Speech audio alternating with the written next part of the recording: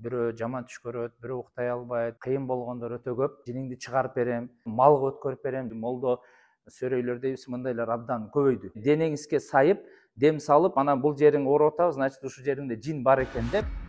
Урматтуу мусулман бир туугандар, азыркы учурда дем салдырам деп жаткан адамдар өтө көбөйдү. Себеби алардын баары руханий оору. Бирөө жаман түш көрөт, бирөө уктай албайт, бирөө ар кандай бир жаман ойлор келет, же өлүм келет. Мына ушул себептерден алар кимди издей баштайт? Дем салуучу адамды издей баштайт. Тилекке каршы азыркы баары тең эле мен дем салам деп кыйын болгондор өтө көп. Мен сен жолуң ачып берем, сен жиниңди чыгарып берем, сенин дубаңды чыгарып берем, сенин көз тийиңди чечип берем, же болбосо сендеги нерсени малга өткөрүп берем, жана башка нерсеге өткөрүп берем деген молдо сөрөй, же болбосо ошо бакшылар дейбизби, баса белгилеп кетсек, чыныгы рукуячы, чыныгы дем салуучу менен көз ачык. Биринчиден биз азыр молдо бакшыдан баштайлы. Молдо сөрөй, чыныгы көз ачык, сыйкырчы, бисмилла деген сиз барганда эмне кылат? Сиздин атыңызды сурап, анан кийин сен мындай болуп турсуң, тигиндей болуп турсуң деп, ошентип барып, дем салымыш этип, кайсы бир түшүнүксүз нерселерди сүйлөп, анан кийин сен болду, бүттүң деп туруп, анан сизге эмнени берет? Момундай бир бычакты берет. Бул бычак менен кээ бир учурларда жолуң ачылат деп келет, кээ бир учурларда ушул сени коргойт деп келет, ушул сени сактайт деп келет. Да баса белгилеп кетчү нерсе. Азыркы билесиздер, кээ бир адамдар бар, бул илгертеден келип аткан нерсе, жатарда ушу бычакты башыңа коюп жатсаң, сага эч кандай жин шайтан жолобойт деген бул жалган нерсе. Андай эмес. Биз жатарда өзүбүзгө дем салышыбыз керек.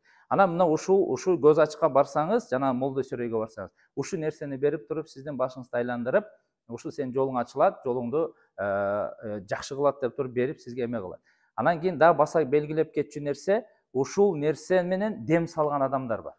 Дем салган адамдар. Барсаңыз, кадимкидей денеңизге сайып, дем салып, анан бул жериң ооруп атабы, значит ушул жериңде жин бар экен деп, сиздин духуңузду, рухуңузду түшүрүп, аябай жаман акыбалга калтырат. Бул жалган нерсе, мындай нерсеге такыр сиз макул болбоңуз. Андан кийин экинчи нерсе, кээ бир адамдар бар, мына ошол учурда кээ бирлер көз ачыкка барып, ошо молдо сөрөйлөргө баргандар монтип камчыны да берет экен. Бул камчы менен сен камчың жолуң бек болот, жолуң катуу болот, бекем болот деп ушундай молдо бакшылар бар. Же болбосо кээ бирлер ушу менен сабап, чабып, ушундай методика менен мындайча айтканда жинди коюм, анан кийин шайтаныңды коюм деп ушундай бир жалган нерсе менен эме кылгандар бар. Бул абсолютно бул туура эмес. Бул туура эмес, урматтуу мусулман бир туугандар. Үчүнчү эмеси бул тумар. Мен сиздерге азыр тумарды көрсөтүп берем. Мына кээ бир адам барсаңыз, моминтип сизге эмне тумарды берет. Бул тумарды сен дайыма жаныңа алып жүрсөң, сен жолуң ачылат.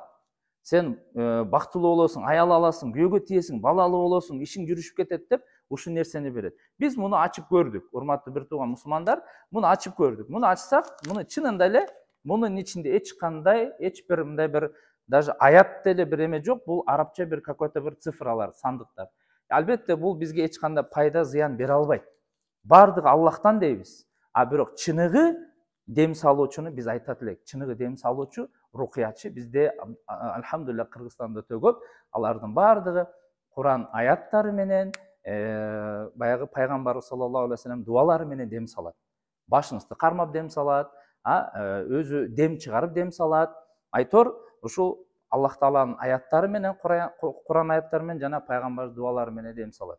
Ошондуктан урматтуу жамаат, сиздерге айтарыбыз, мына ушул дем саларга бара алганда, дем салдырам десеңиз, сиз жакшылап байкап, карап, сураштырып, чыныгы молдого барганыңыз абдан жакшыраак. Ассаламу алейкум.